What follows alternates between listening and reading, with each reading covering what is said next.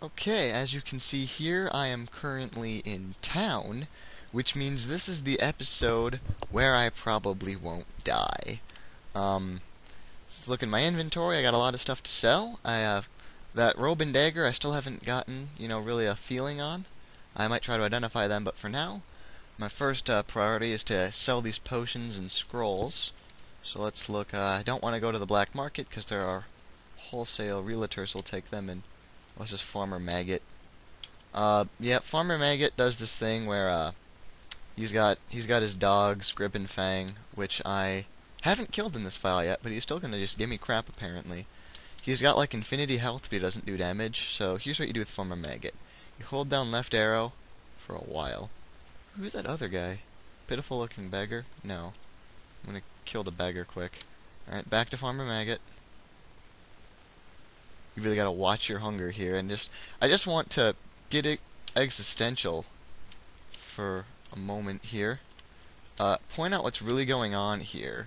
So there's this mage, and there's this farmer. And this mage is hacking at the farmer several hundred times. The farmer is just asking me, do I want to buy any mushrooms? Which really could pick better clientele. And, it's just kinda, that's what's happening. And now he's finally gonna try to run away, which, we'll see about that. Okay, gonna kill this aimless-looking merchant quick. When I said I wouldn't kill the aimless-looking merchant, that was that one time I found him. I'm gonna just go nuts with the dagger here. And what are you running from? Oh, that's right. Me. I don't know why I forgot that one. Where are you? There's really nothing to worry about on the streets here, except filthy street urchins will steal your money. And they're like the biggest threat. There's a couple like battle-scarred mercenaries and stuff that if you're at really low health, they can give you trouble, but assuming you've got at least a little bit of SP in your banks, you'll do fine. So I'm kind of just going on a murdering spree here. This is it's not really even the eugenic campaign anymore. It's just kind of me killing everyone. Yes, he's dead. I dropped this armor. I'm going to break that rule I just said about always waiting on the feeling, because Farmer Maggot's stuff, he'll drop like a good item. So I feel pretty confident this isn't cursed, this thing that Farmer Maggot just dropped. Break my roll for him. Crit a beggar. Waiting for someone to attack me. Okay. I should better understand my armor now. We look, it's that -1 is to my combat capabilities. But then it's 6 plus 4, which should mean a +10 to AC. But it doesn't. Maybe it's because I'm a mage or something. Regardless, I'm not actually going to keep it. I was just using that fight as a free identification. When you wear something, you kind of get it identified when someone attacks you. So I'm going to go to the armory first now, and I'm probably going to get a lot of money for this. Hit S to sell. Not going to sell that robe. I am going to sell this studded armor. And as you can see, 295 gold. So, bam. A lot of money right there. Let's continue onwards to the... let's go to the alchemy shop now and sell these potions. I'll sell my 5 azure. As you can see, a potion of slowness. Had I sold just one, I wouldn't have gotten any gold for the rest of them, because just like, why am I going to buy a potion of slowness? So that's why I don't identify my potions until I sell them first time. Now see, that was a jip. Heroism would have been a really nice potion to have, but overall the balance definitely swings towards selling blindly for the first segment here. Gonna do the same with these scrolls, I think. Detect invisible. Yeah, they're good, but they're actually a little bit worse than the standard unidentified scroll price. Summon monster, that's the worst one, and that's why I'm very glad I didn't read them and test them. Actually, though, now that summon monster's out, I might go and read this, because I think I'll do... Oh, I actually don't even know what it does. What about this? Scroll of Phase Door. I'll keep one Scroll of Phase Door around in case I'm out of SP. Treasure Detection, that's why it didn't work, there's no treasure. Deep Descent, you read that scroll, you drop like 2 levels or something like that. And Scroll of Blessing. So now I'm already up to about 1,000 gold, which is really great. First thing I'm going to do, I'm going to go here, buy Conjurings and Tricks, next level of Spellbook.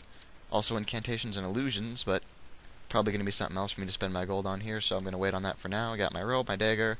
I do want to sell those 2 mushrooms and those 34 rounded pebbles, so who will take my pebbles from me? You will. There you go, 34 rounded pebbles for you.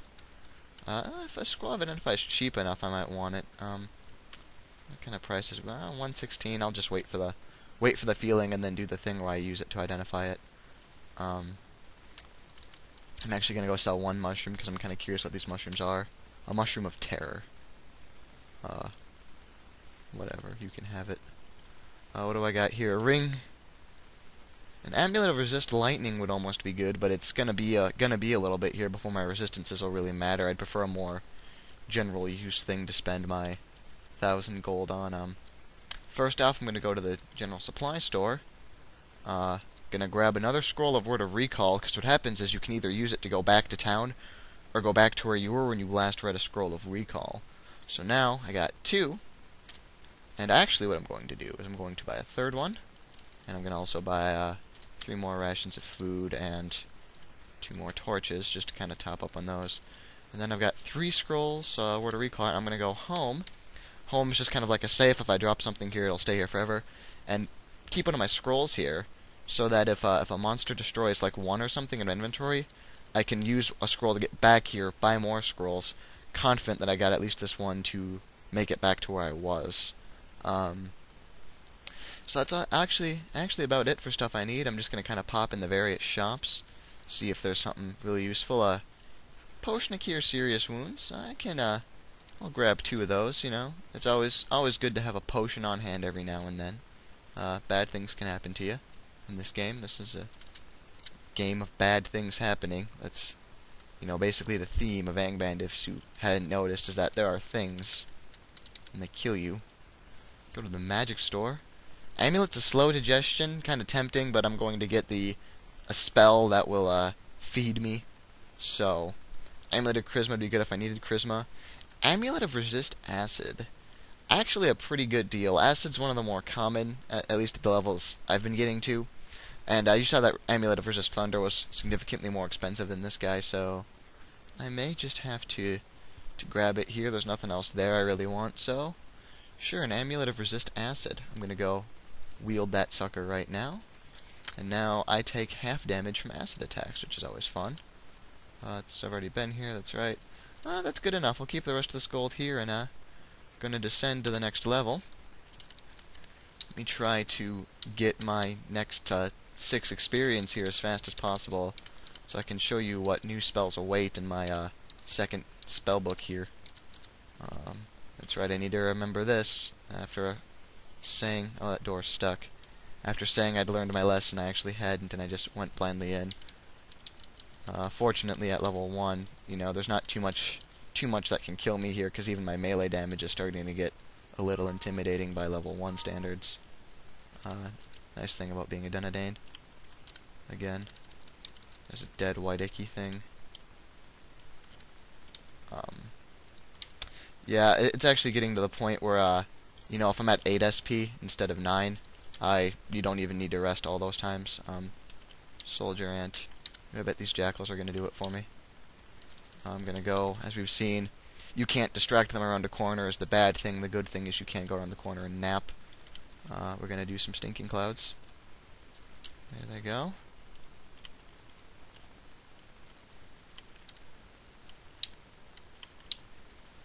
Fortunately, each jackal is giving me less than a full experience point, so I didn't level up there. This is the little kind of negative side to sticking around on dungeon level 1 when you're a good level. You know, that's dangerous, but it's also painfully slow. I've got 2 daggers now. Hot damn. Maybe at least one of them will be a sweet magic dagger that I can use. And there's a kobold finally. Aha! Welcome to level 5. So I can now hit G, B, Conjuring and Tricks. My 4 options are Confuse Monster, Lightning Bolt, Trapdoor Destruction, and Cure Poison. Gonna create a little cliffhanger here. You can turn into my next video to see which ones I actually pick.